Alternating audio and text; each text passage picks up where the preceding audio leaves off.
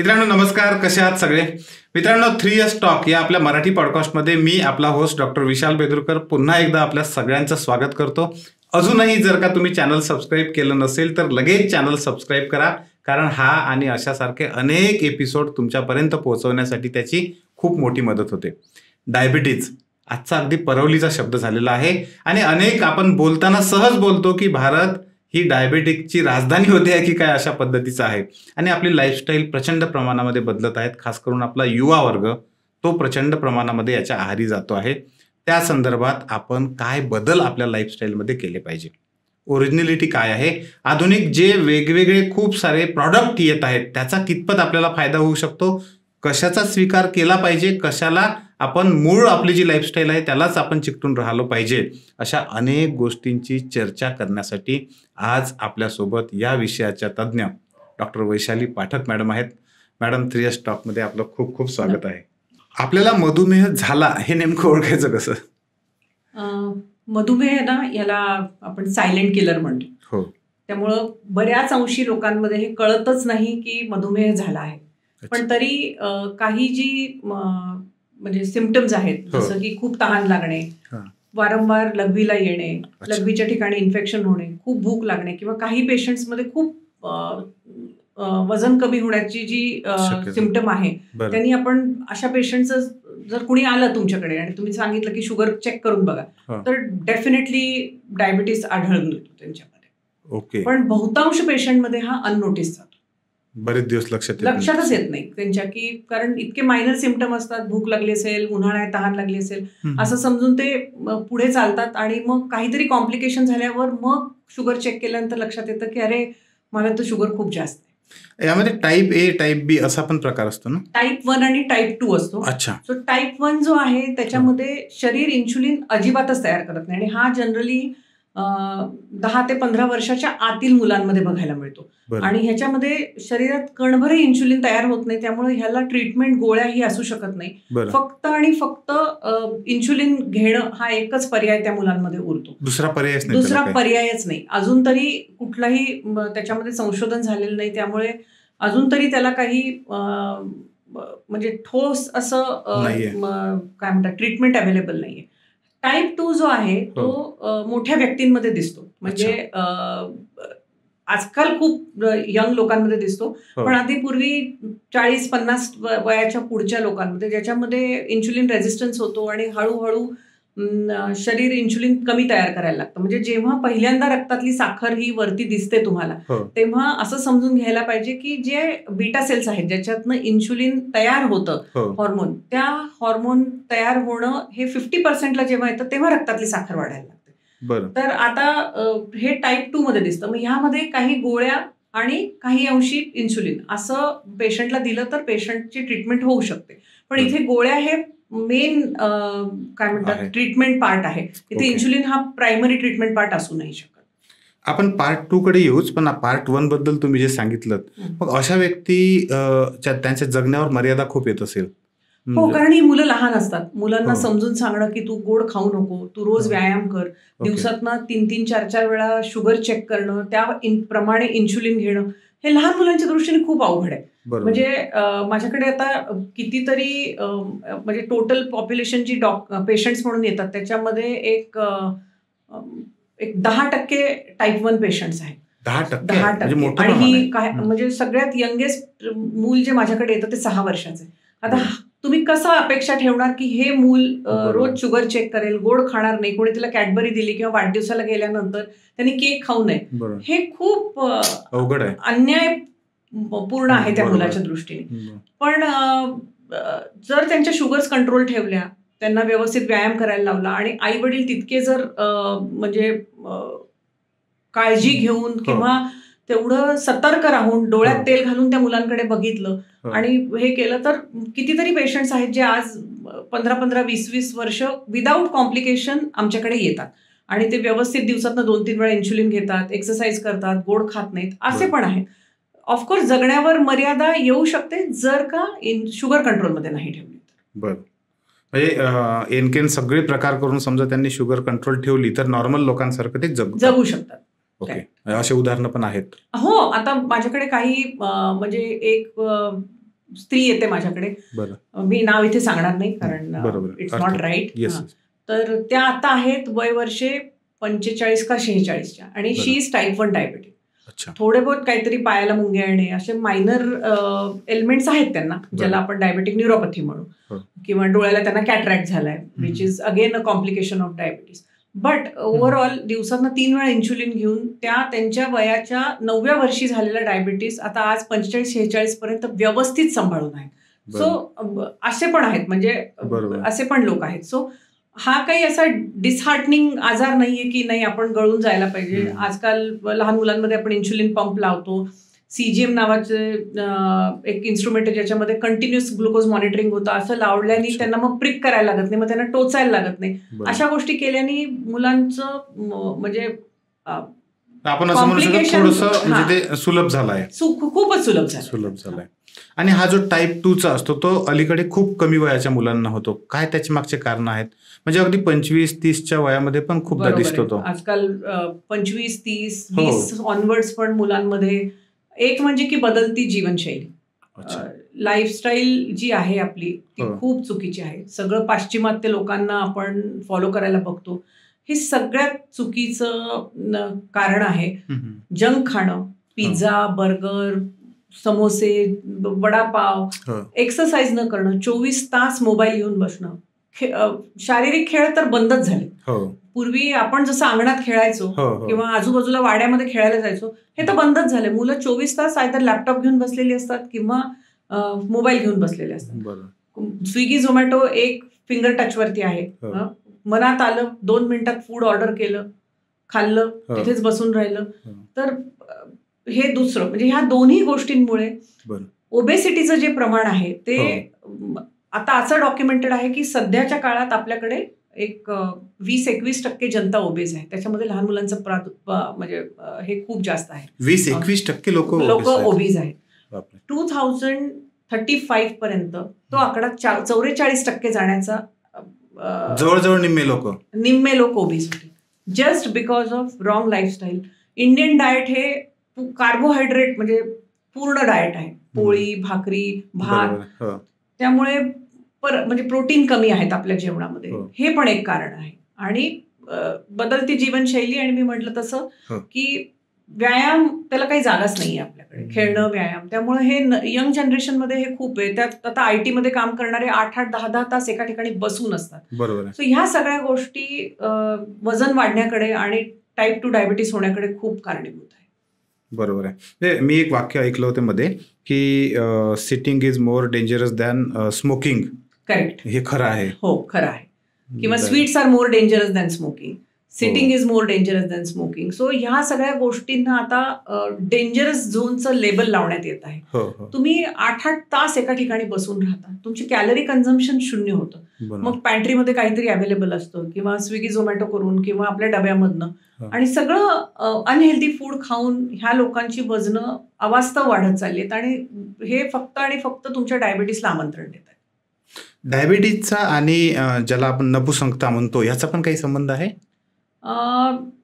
कसं आहे की मेल पेशंट्समध्ये खूप लॉंग स्टँडिंग डायबिटीस झाल्यामुळे किंवा त्याचा सगळ्या नसांवर जसा परिणाम होतो, तर त्याच्यामध्ये इरेक्टाईल डिस्फंक्शन आणि म्हणजे लॉस ऑफ लिबिडो ह्या गोष्टी लॉंग टर्म दिसतात. बऱ्यापैकी मेल पेशंट्समध्ये बघितल्या आहेत. त्याचा संबंध आहे तसा. आणि तसा लठ्ठपणाचा पण संबंध येतो मग?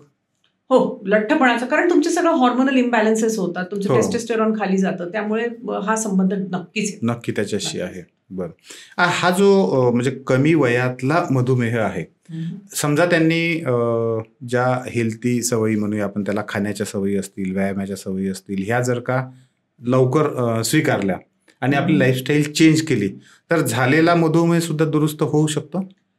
आता ह्याला कसं आहे, रिव्हर्सल ऑफ डायबिटीस म्हणून सध्या मार्केटमध्ये खूप मोठी टर्मिनॉलॉजी अवेलेबल आहे.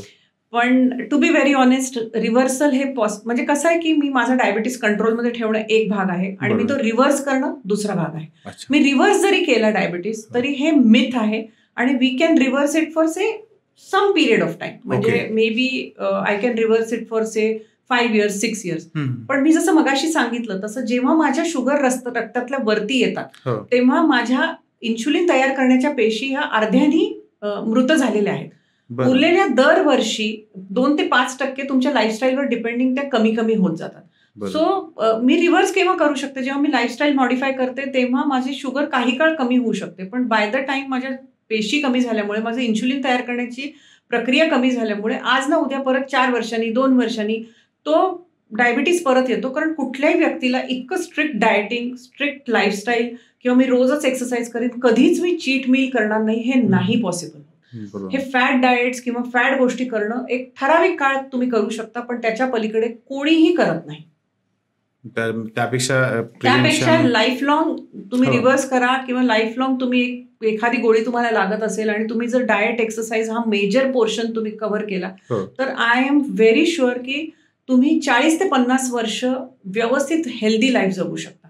से फॉर एक्झाम्पल कोणाला तरी 35-40व्या वर्षी डायबिटीस झालं आणि मी जर पुढचे 40 वर्ष जर काटेकोरपणे माझा डायबिटीस पाळला, डाएट व्यवस्थित ठेवलं, एक्सरसाइज व्यवस्थित, त्याला आपण माइंडफुल इटिंग केलं किंवा डॉक्टरकडे रेग्युलर व्हिजिट करून माझी शुगर 2-2 महिन्याला 3-3 महिन्याला तपासली, HbA1c तपासलं आणि माझ्या शुगर्स कंट्रोलमध्ये ठेवल्या, तर I can sign that document की बाबा तुम्हाला कॉम्प्लिकेशन्स होणार नाही. So you can imagine we can live 30-40 years good with that diabetes. बरोबर. तुम्ही आता माइंडफुलनेस इटिंग जे म्हटलं तर ते नेमकं कसं असायला पाहिजे? सगळ्यांना प्रॉब्लेम हा खाण्याचा आहे. सो 70% पार्ट जो आहे डायबिटीसचा that can be managed well with eating. 30% exercise हा आहे. आता 70% म्हणजे फॉर एक्झाम्पल मी सांगेन की मी एक आज पेस्ट्री खाल्ली, मला खूप छान वाटतं खाताना, पण मी ती पेस्ट्री खाल्ल्यानंतर मला 350 कॅलरी 400 कॅलरीज पोटात जातात. त्याच्यामध्ये कार्बोहायड्रेट्स असतात, फॅट्स असतात, प्रोटीन पेस्ट्रीमध्ये किंवा एका गुलाबजाममध्ये, एका मिड साईज गुलाबजाममध्ये 300 कॅलरीज असतात. एक कोक मी पिते त्याच्यामध्ये 350 कॅलरीज असतात. हे पिताना खाताना खूप छान वाटतं, पण आज जेव्हा जातं तेव्हा ते 350 कॅलरीज म्हणजे त्याच्यामध्ये प्रोटीन्स नसतात, त्याच्यामध्ये फक्त शुगर्स आणि कार्बोहायड्रेट्स आणि फॅट्स असतात. आता हे सगळ्या कॅलरीज तुम्ही बर्न करायच्या ठरवल्या. मी जर तुम्हाला म्हटलं की नाही तुम्ही आज ट्रेडमिलवरती पळा, तर तुम्ही 1 ते सव्वा तास जेव्हा पळाल ट्रेडमिलवरती तेव्हा तुमचे 350 कॅलरीज बर्न होतील. So you can imagine what is easy, की कमी खाणं किंवा माइंडफुल इटिंग त्यालाच म्हणतो. मग त्या पेस्ट्रीच्या ऐवजी समजा मी थोडे नट्स खाल्ले, म्हणजे मी बदाम खाल्ले, अक्रोड खाल्ले, किंवा मी एग व्हाईट ऑमलेट खाल्लं, किंवा मी ओट्स खाल्ले, किंवा मी एक अगदी साधं म्हणजे मुगाचा डोसा आहे किंवा थालपीठ आहे, या अशा गोष्टी जर मी खाल्ल्या तर मला प्रोटीनयुक्त जेवण किंवा खाणं मिळतं. कार्बोहायड्रेट्स ऑलमोस्ट नील जातात, फॅट्स त्यातल्या त्यात कमी जातात. So this is mindful eating. तर तुम्ही काय खाता ह्याच्याकडे जेव्हा तुम्ही लक्ष ठेवता तेव्हा त्याला आपण माइंडफुल इटिंग म्हणतो. आपण असं म्हणू शकतो कॅलरीचं ध्यान ठेवून खाल्लं पाहिजे. आजकाल म्हणजे पोळीऐवजी भाकर खाणं जे म्हणतो आपण त्याला खूप जास्त हे आहे. भाकरीचा आणि याचा म्हणजे डायबिटीसचा असा कसा संबंध आहे? आता भाकरी जी आहे ती ज्वारी, बाजरी किंवा नाचणी किंवा मिक्स या सगळ्या ह्याची बनते. आता दीज आर मिलेट्स. सो ह्याचा ग्लायसेमिक इंडेक्स हा गव्हापेक्षा कमी आहे. म्हणजे ग्लायसेमिक इंडेक्स म्हणजे काय, की मी एखादी वस्तू खाल्ली आणि त्याच्यानंतर माझ्या रक्तातली साखर किती वाढली आहे याला आपण ग्लायसेमिक इंडेक्स म्हणतो. जेव्हा मी पोळी खाते तेव्हा माझी रक्तातली साखर, किंवा भात खाते तेव्हा माझी रक्तातली साखर ही जास्त वाढते. त्या मानाने जेव्हा मी भाकरी खाते त्यावेळेला माझी रक्तातली साखर ही कमी वाढते, म्हणून त्याचा ग्लायसेमिक इंडेक्स कमी आहे. त्याच्यामध्ये फायबर्स खूप आहेत, त्याच्यामध्ये मायक्रो न्यूट्रिएंट्स खूप आहेत. त्यामुळे भाकरी ही डेफिनेटली बेटर दॅन पोळी आहे असं मी सांगेन. ओके. म्हणजे जे लोक भाकरीची सवय लावत आहेत ते चांगली गोष्ट आहे. चांगली गोष्ट आहे. रादर आम्ही आजकाल रेकमेंड करतो, आमच्या डायटिशियन्स आमच्या क्लिनिकमध्ये ज्या आहेत त्या रेकमेंड करतात की तुम्ही मिलेट युक्त फूड खा. मोदींनी पण मिलेट बद्दल खूप प्रशंसा केली आणि त्यांनी बरंच प्रमोशन्स केले की लोकांनी मिलेट्स खाल्ले पाहिजे. ही प्रॅक्टिस वाढायला पाहिजे. दुसरं महत्वाचं, डायबिटीस सोबतच तरुण मुलांमध्ये खूप जास्त प्रमाणात बीपीचा पण खूप वाढत आहे प्रमाण. अगदी 25-26 मुलं सुद्धा हार्ट अटॅकनं मरण्याचं म्हणजे दिसते आहे. तर ह्या दोन्हींचा कसा संबंध आहे? परत अगेन मी परत तिथेच येईन की लाईफस्टाईल. स्ट्रेस इतका आहे की मला इथून तिथे पळायचंय, टाइम लाईन बाउंड असतात, एक्सरसाइज नाही, डाएट खराब, त्यांनी वजन वाढतं, त्यांनी परत वजन वाढल्यामुळे परत ब्लड प्रेशर वाढू शकतं. Stress is killing. सगळ्यात महत्वाचं. मला आज मोठी गाडी पाहिजे, मला घर पाहिजे, मला बंगला पाहिजे, मला मग त्याच्यासाठी वेळेअभावी पळत राहायचं. म्हणजे 9 तासाचा जॉब 12 तासाचा करायचा, कुठून त्या टाइमलाईन्स. आणि आजकाल IT मध्ये आपण बघतो की प्रोजेक्टच्या डेडलाईन्स असतात, त्या डेडलाईन्स पाळता पाळता इतका स्ट्रेस होतो. मग रात्री बेरात्री थांबायचं, मग चहा, कॉफी, स्मोकिंग ह्या सगळ्या गोष्टी वाढल्या, त्यामुळे ब्लड प्रेशर वाढतं. सो या दोन्ही गोष्टी जेव्हा वाढतात तेव्हा हार्ट अटॅकची रिस्क वाढते. म्हणजे हार्ट अटॅक कशामुळे येऊ शकतो, तर डायबिटीज, ब्लड प्रेशर, स्ट्रेस, वजन, ही सगळी कारणीभूत, आणि कोलेस्ट्रॉल वाढलेलं. आपण असं म्हणू शकतो की ज्याला ब्लड प्रेशर आहे त्याला डायबिटिक होण्याची शक्यता जास्त असते? नाही, असं नाही, असा त्याचा संबंध नाही. अच्छा, कदाचित असं असू शकतं. टोटली डिफरंट एंटिटीज, तर असं नाही होऊ शकत. पण कारण एक असू शकतात त्यांची. म्हणजे परत म्हटलं ना, सगळ्याच्या मागे आजकाल lifestyle has become a major reason. बरोबर आहे, सगळ्यात मोठा आहे तो. तंत्रज्ञान नवीन नवीन रोज येत आहे. मग ह्या डायबिटीजला सामोरं जाताना सुद्धा असं काही नवीन तंत्रज्ञान आहे, आपण त्याला त्या पद्धतीने सामोरं जाऊ शकतो? हो, आता हा ना आर्टिफिशियल इंटेलिजन्सचा जमाना आहे. सो नवीन CGM एक नावाचं, म्हणजे कंटिन्युअस ग्लुकोज मॉनिटरिंग ज्याला आपण म्हणतो, असं एक छोटंसं डिव्हाइस येतं जे आपण दंडावर लावतो, आणि ते 14 दिवस तुमची दिवस रात्र शुगर मॉनिटर करतं. आणि त्याचं मॉनिटरिंग डिव्हाइस हे तुमच्या मोबाईलमध्ये ऍपमध्ये येतं. सो तुम्हाला एक फक्त मोबाईल त्या म्हणजे तुमच्या त्या डिव्हाइसच्या जवळ न्यायचा आहे. It will show you real time किती शुगर आहे. सो ह्याच्यामुळे कसं होतं की आता समजा मी ब्रेकफास्टला, आता एखाद्या पेशंटला मला समजून सांगायला हे खूप सोपं पडतं की तू पोहे खाऊ नकोस. पोहे खाल्ल्याने, बिकॉज इट्स अ कार्बोहायड्रेट, ते पोहे खाल्ल्याने तुझ्या रक्तातली साखर ही बऱ्याच प्रमाणात वाढेल. पण पेशंटचं म्हणणं असतं की नाही, आम्हाला तर पोहे आवडतात, आम्ही पोहे खाणार. सो मी त्यांना सांगते की तुम्ही काय खाताय त्याच्यानंतर एकदा त्या डिव्हाइसवरती तुम्ही चेक करा. सो तुमचं तुम्हालाच अंदाज येईल की मी हे खाल्ल्यानंतर माझी शुगर किती वाढली आहे, किंवा हे खाल्ल्यानंतर माझी शुगर नियंत्रित राहती आहे. मग हे केल्यानंतर पेशंटला पण कळतं की नाही, हे डॉक्टर सांगतायत ते बरोबर आहे, हे मी नाही करायला पाहिजे, आणि ह्या गोष्टी मी खाल्ल्या तर माझी शुगर वाढत नाही. त्याला ते ऍपमध्ये दिसतं प्रत्येक वेळेस? प्रत्येक वेळेला. म्हणजे ऍपमध्ये त्यावेळेला दिसेल की बाबा तुमची शुगर 98 आहे, तुमची शुगर 95 आहे, तुमची शुगर 250-300 झाली, हे त्या ऍपमध्ये दिसतं. आणि ह्याला नो प्रिक टेक्निक आहे. नाहीतर पूर्वी काय होतं की ग्लुकोमीटर यायचं, त्या ग्लुकोमीटरला दरवेळेला तुम्हाला बोटाच्या टोकाला प्रिक करायला लागायचं, पेन व्हायचं, मग ती शुगर बघायची, मग लोक कंटाळा करायचे. आता हे कसं आहे की रिअल टाइम तुम्हाला ती शुगर दिसते. सो हे खूप मोठी ऍडव्हान्समेंट आहे, आणि ही स्पेशली आम्ही जास्त टाईप 1 मध्ये रेग्युलरली वापरतो, आणि आम्ही ओल्ड एज पेशंट्समध्ये खूप वापरतो, कारण त्यांना सडन हायपोग्लायसिमिया किंवा सडन हायपरग्लायसिमिया, म्हणजे एकदम शुगर लो होणं किंवा एकदम रक्तातली शुगर वाढणं हे दिसतं. सो आम्ही दोन्ही टाईपच्या पेशंट्सना वापरतो. किंवा आजकाल काही माझ्याकडे पेशंट येतात जे मॅरेथॉनर्स आहेत, तर त्यांना पण देतो की ते पळतात किंवा ते सायकलिंग करतात. माझ्याकडे 1-2 पेशंट आहेत जे ट्रायथलॉन करतात, आणि ते लोक इन्शुलिनवरती आहेत. सो आम्ही त्यांना ते लावून पाठवतो. So they know while even running also की नाही शुगर लो झाली, सो दे कॅन हॅव, म्हणजे काहीतरी एक ड्रिंक पिलं त्यांनी तर ते पुढचं रन ते कंटिन्यू करू शकतात. बरोबर. असंच एक आता इन्शुलिन पंप म्हणून आलंय. सो हा इन्शुलिन पंप जो आहे तो पोटावरती लावला जातो, त्याच्यामध्ये इन्शुलिन भरलेलं असतं, आणि जसं तुमचं स्वतःचं पॅनक्रियास जशी गरज पडेल तसं म्हणजे इन्शुलिन प्रोड्यूस करतं, तसं हे इन्शुलिन पंप कंटिन्युअसली तुम्हाला इन्शुलिन देत राहतं. तर त्याचे डोसेस आम्ही डॉक्टर म्हणून ऍडजस्ट करतो आणि ते लावून ठेवतो. हेही आम्ही टाईप 1 मध्ये खूप वापरतो, किंवा परत खूप ओल्ड एज मध्ये ज्यांना कळत नाही की आपण आपल्याला इन्शुलिन घ्यायचंय, इन्शुलिन घेऊ तर किती घेऊ, ते डायल करताना त्यांच्याकडनं चुकू शकतं, कमी जास्त घेतलं जाऊ शकतं. सो अशा पेशंट्सना आम्ही CGM पण लावतो आणि इन्शुलिन पंप पण वापरतो. त्यांना सोपं होतं, खूप सोपं होतं. सो डायबिटीस मॅनेजमेंट जी खूप क्रिटिकल होती आतापर्यंत, ती खूप सोपी होत गेली. तुम्ही आता सांगितलं की डायबिटीसचे काही पेशंट तुमचे मॅरेथॉन वगैरे धावतात, मग त्यांच्या मॅरेथॉन धावण्यावर वगैरे काय त्याचा काही इफेक्ट होतो? नाही, म्हणजे माझ्याकडे 2-3 पेशंट आहेत जे इन्शुलिन वरती आहेत. सो आम्ही काय करतो त्यांना की त्यांचं डाएट आणि त्यांचं इन्शुलिनचे डोसेस त्या दिवशी पुरते, जो त्यांचा द डे असतो पळायचा, किंवा काही जणांचे 42 किलोमीटरची मॅरेथॉन्स करतात, फुल मॅरेथॉन करतात. सो आम्ही त्यांना सांगतो की त्या दिवशी तुम्ही एक 5-6 युनिट कमी घ्या, किंवा जर कोणाची रिक्वायरमेंट कमी असेल तर आम्ही सांगतो की इन्शुलिन घेऊ नका त्या दिवशी, आणि यू कंटिन्यू युअर रन. नाहीतर मग मिड वे कुठेतरी जर शुगर लो झाली आणि चक्कर येऊन पडले तर ते बरोबर नाहीये. बरोबर. आणि साधारण एखाद्याची शुगर समजा कमी झाली तर काय लक्षणं दिसतात? आम्ही असं नेहमी म्हणतो की hypoglycaemia is more dangerous than हायपरग्लायसिमिया. म्हणजे लो शुगर होणं हे खूप डेंजरस आहे कम्पेअर्ड टू एखाद्या वेळेला जास्त शुगर. कारण त्यावेळेला त्यांना खूप दरदरून घाम येऊ शकतो, हात थरथर कापू शकतात. आधी सुरुवातीला त्यांना असं वाटतं मी किती खाऊ किती नको खाऊ, पण जेव्हा शुगर 70च्या खाली उतरते त्याला आपण हायपोग्लायसिमिया म्हणतो. पण कधी कधी पेशंट कोमामध्ये जातात जेव्हा शुगर 30-20 या रेंजमध्ये असते आणि त्यावेळेला त्यांना काही खायला देऊनही उपयोग होत नाही कारण त्यांना काही कळत नाही. सो अशा वेळेला हॉस्पिटलायझेशन हे एकच फक्त ट्रीटमेंट पार्ट असू शकतो. पण इथे आले की मग IV लावून आम्ही त्यांना म्हणजे डेक्स्ट्रोज देतो आणि मग ते जागे होतात.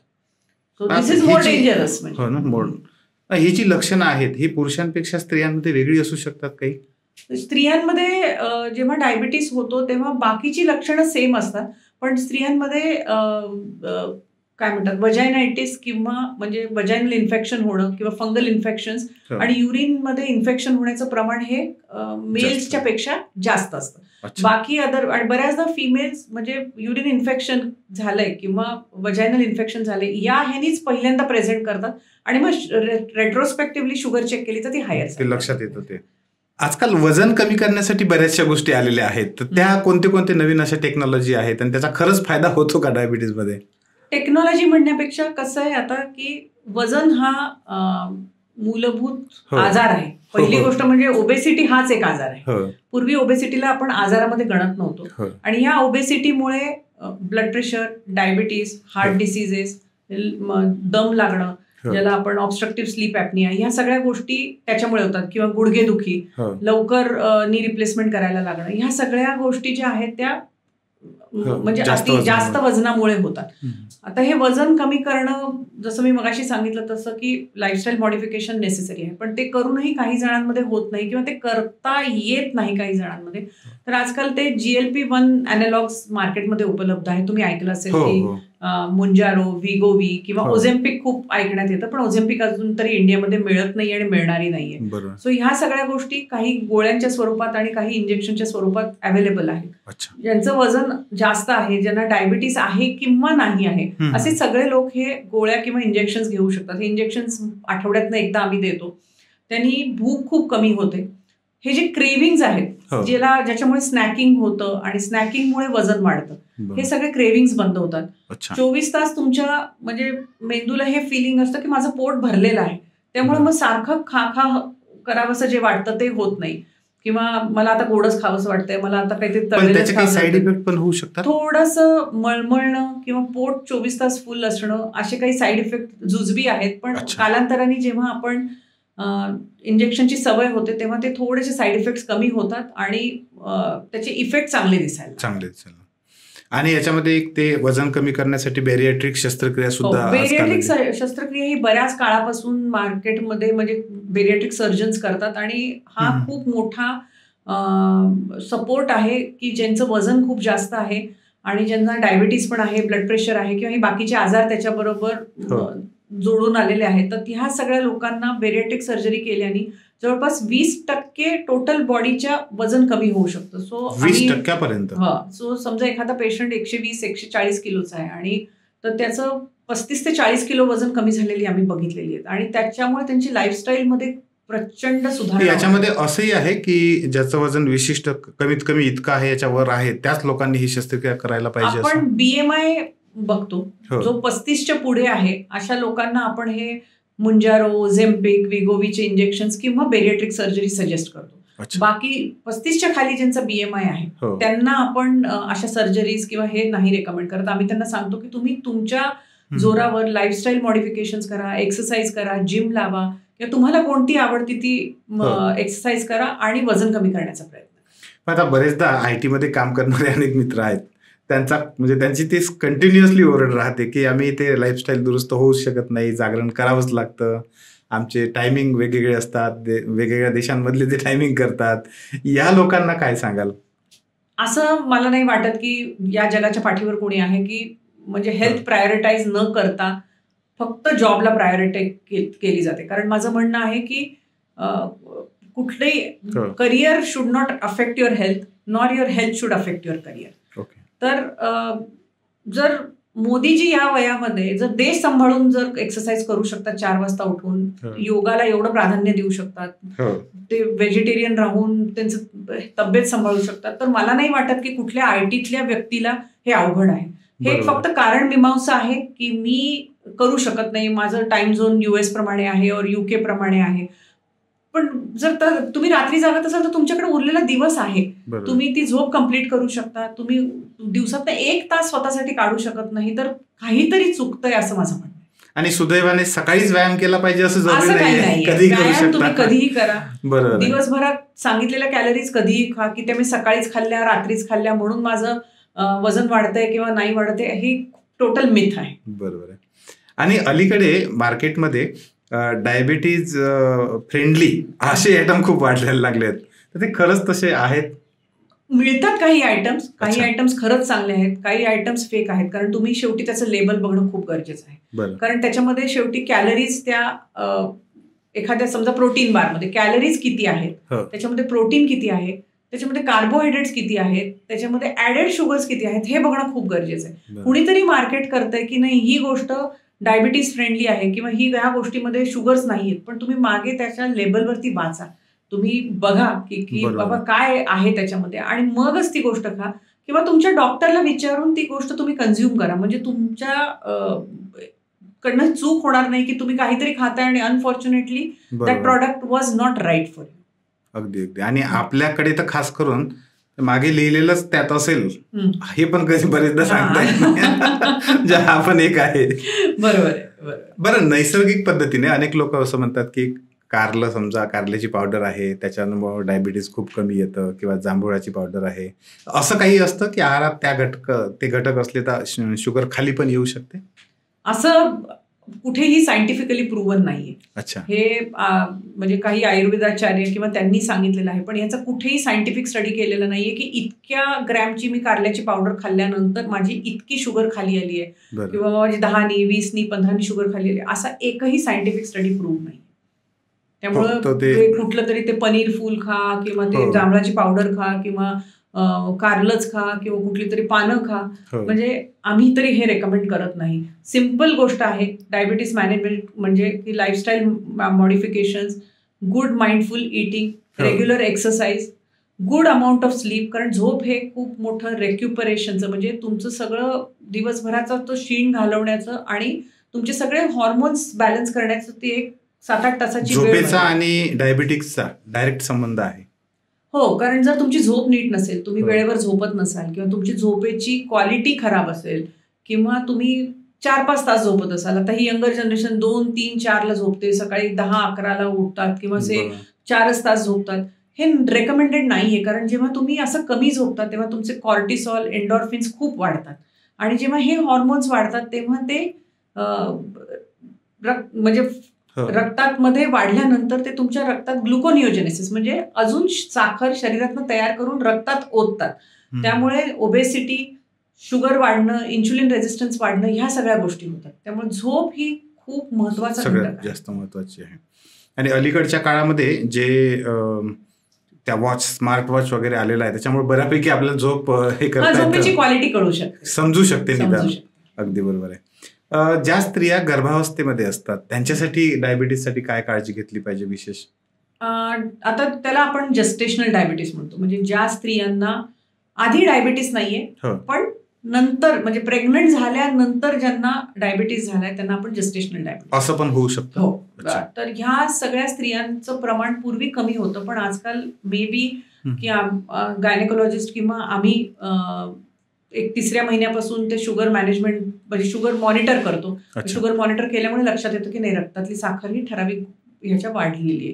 तर हे प्रमाण जवळपास 18 ते 20% झाले. बरं. आणि ज्या स्त्रियांचं डायबिटीस आपण मॅनेज करत नाही त्या स्त्रियांना म्हणजे जे मूल जन्माला येतं त्याचं वजन जन्माच्या वेळेला हे नॉर्मल वेटच्या पेक्षा जास्त असतं आणि ही मुलं पुढे त्यांना डायबिटीस होण्याची शक्यता खूप वाढलेली आहे. सो आपल्याला जर असं वाटत असेल की पुढच्या जनरेशन्स हेल्दी असाव्यात, त्यांना डायबिटीस नसावा, तर आपण जर प्रत्येक गर्भावस्थेतल्या स्त्रीचं शुगर मॉनिटर केली आणि तिला जर डायबिटीस असेल तो जर व्यवस्थित मॅनेज केला तर आपली पुढची कितीतरी जनरेशन्स आपण डायबिटीस मुक्त बघू शकतो.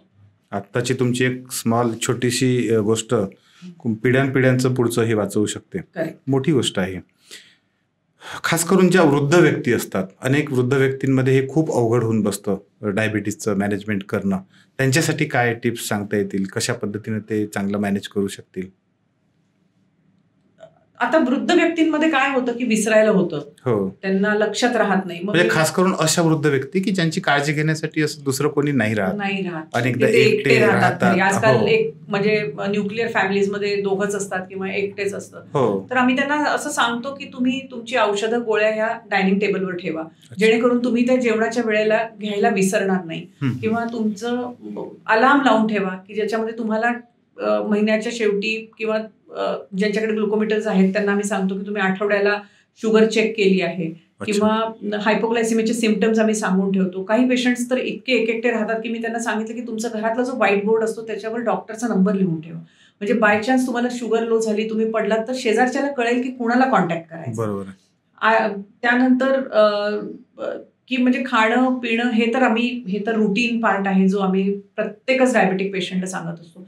वृद्ध लोकांमध्ये ह्या सगळ्या ज्या 3-4 गोष्टी आहेत की बाबा एक्सरसाइज करा, खाण्यावर नियंत्रण ठेवा, गोळ्या डायनिंग टेबलवर ठेवल्या म्हणजे त्या विसरणार नाहीत, रोज गोळी वेळच्यावर घेतली की नाही, किंवा पिल बॉक्स भरून ठेवा म्हणजे तुम्हाला सोमवार मंगळवार बुधवार गोळी विसरली हे लक्षात येणार नाही. या काही छोट्या गोष्टी सांगितल्या तर मग आपल्या लक्षात येतं. आता त्यांना कधी कधी काय होतं की इन्शुलिन डायल करताना दिसत नाही. समजा मी 10 युनिट सांगितले तर चुकून 6 घेतात, 12 घेतात, कारण ते बारीक असतं त्या इन्शुलिनच्या पेनवरचं. तर मग अशा वेळेला मी त्यांना इन्शुलिन पंप्स लावायला सांगतो किंवा CGM लावायला सांगतो की जेणेकरून त्यांचं डायबेटिक मॅनेजमेंट सोपं होऊन जातं. आता हा एक प्रश्न आहे, पण तो तुमच्या कक्षेत येतो की नाही मला माहित नाही. एकटेपणा जो आहे खास करून वयस्कर लोकांमध्ये तो जास्त येण्याची शक्यता राहते. याचा आणि डायबेटिक्सचा पण तसा काही संबंध आहे असं मी म्हणणार नाही, पण मग परत ते आय मीन ते सगळंच्या सगळं जाऊन तुमच्या एकटेपणा, मग एकटेपणामुळे वाढणारा स्ट्रेस, मग स्ट्रेसमुळे वाढणारे तुमचे स्ट्रेस हॉर्मोन्स, आणि मग त्यांनी आणखीन तुमची शुगर वाढणं, झोप कमी होणं, ह्या गोष्टींना निगडीत राहू. किंबहुना मला असं म्हणायचं की मानसिक स्वास्थ्य जे आहे, म्हणजे मानसिक स्वास्थ्य आणि डायबिटिक्सचा तसा काही संबंध आहे का? सरळ मी मगाशी म्हटलं तसं स्ट्रेस स्किल्स आहेच. It is one of the major कोणत्याही कारणामुळे, मग तो एकटेपणामुळे असेल, काही फायनान्शियल त्रुटीमुळे असेल, काही घरातल्या कलहामुळे असेल, पण स्ट्रेस स्किल्स. त्यामुळं stress management is one of the very major thing की जी आजकालच्या जगामध्ये करायला पाहिजे. पण कशा पद्धतीने या लोकांनी स्ट्रेस मॅनेज केला पाहिजे? मेडिटेशन आहे, प्राणायाम आहे, किंवा तुम्हाला एखादी गोष्ट आवडते, म्हणजे मला गाणं ऐकायला आवडतं, मला लॉंग ड्राईव्हवर जायला आवडतं, किंवा मला एखादं मूवी बघून छान वाटतं, किंवा एखादं पुस्तक वाचून छान वाटतं, जी गोष्ट मनाला करायला चांगली वाटते त्यांनी ऑफकोर्स तुमचं मन उल्हासित राहतं आणि तुमचे स्ट्रेस कमी होतो. Meditation is another way which helps की तुमचे मन शांत राहणं आणि तुमचे हे सगळे स्ट्रेस हॉर्मोन्स खाली बसवण्यासाठी खूप उपयुक्त आहे. दुसरीकडे म्हणजे अनेक लोक असं म्हणतात की चालण्याचा व्यायाम हा डायबिटीससाठी खूप चांगला आहे, तर त्याचा कितपत संबंध आहे डायबिटीस सोबत? आता चालण्यामुळे काय होतं की तुमच्या काही कॅलरीज बर्न होतात, सो म्हणून आम्ही चाला असं सांगतो. पण हे चालणं हे पूर्वीच्या काळी खूप प्रिडॉमिनेटली सांगितलं जायचं. आता आजकाल स्ट्रेंथ ट्रेनिंग म्हणजे वेट ट्रेनिंग जे आहे that has become a major change over in the line of management of diabetes म्हणा किंवा ब्लड प्रेशर म्हणा. सो आम्ही सगळ्यांना सांगतो की अगदी म्हातारपणी काही नाही तर 1-2 किलोची वजनं उचला, किंवा खुर्चीमध्ये उठबस करा, किंवा खाली उठणं बसणं करा, जिने चढ उतर करा. अशा गोष्टी आम्ही सांगतो करायला, जेणेकरून तुमचे मसल मास प्रिझर्व्ड राहतं. मसल मास प्रिझर्व्ड राहिलं की त्याच्यावरचे इन्शुलिन रिसेप्टर्स प्रिझर्व्ड राहतात आणि त्यांनी तुमची इन्शुलिन सेन्सिटिव्हिटी वाढते आणि त्याद्वारे तुमचं शुगर नियंत्रित राहते. त्यामुळे स्ट्रेंथ ट्रेनिंग हा मोठा भाग आहे ओव्हर जस्ट चालणं. चालण्यासोबत हे पण आपण त्यांनी हे करायलाच पाहिजे. म्हणजे ऍटलीस्ट आठवड्यातनं 3 दिवस प्रत्येकाने वयाच्या 35 नंतर स्ट्रेंथ ट्रेनिंग हे केलंच पाहिजे, भलेही तुम्हाला डायबिटीस आहे किंवा नाही नसो. खरं तर अतिशय सुंदर पद्धतीने तुम्ही गोड शत्रू म्हणू शकतो आपण त्याला त्याच्याबद्दलची माहिती दिलीत. पण आपल्या प्रेक्षकांसाठी, खास करून जे तरुण प्रेक्षक आहेत, त्यांना ह्या गोड शत्रूला दूर ठेवण्यासाठीच्या काय टिप्स सांगाल तुम्ही? एक म्हणजे की गोड खाल्ल्याने डायबिटीस होतो, ही टोटली मिथ आहे. अच्छा. म्हणजे मी गोड खातो म्हणून मला डायबिटीस झालाय असं नाही. दुसरी गोष्ट म्हणजे मी असं म्हणेन की डायबिटीसला शत्रू मानू नका, त्याला मित्र माना. कारण हा तुमच्या बरोबर ज्या दिवशी होतो त्या दिवशीपासून शेवटच्या दिवसापर्यंत तुमच्या सोबत राहतो. त्यामुळं treat diabetes as your friend, not as your फो, असं मी सांगेन. तो आणि एक म्हणजे डायबिटीस हा एक आजार आहे असं जे समाजामध्ये सांगितलं जातं ते चुकीचं आहे. ही एक बेसिक डिसऑर्डर आहे ज्याच्यामध्ये तुमच्या शरीरामध्ये इन्शुलिन कमी तयार होतं. So lifestyle modifications, diet, exercise, mindful eating, ह्या सगळ्या गोष्टी, स्ट्रेस मॅनेजमेंट, ह्या सगळ्या गोष्टी केल्याने हा कैक काळापर्यंत नियंत्रित ठेवला जाऊ शकतो.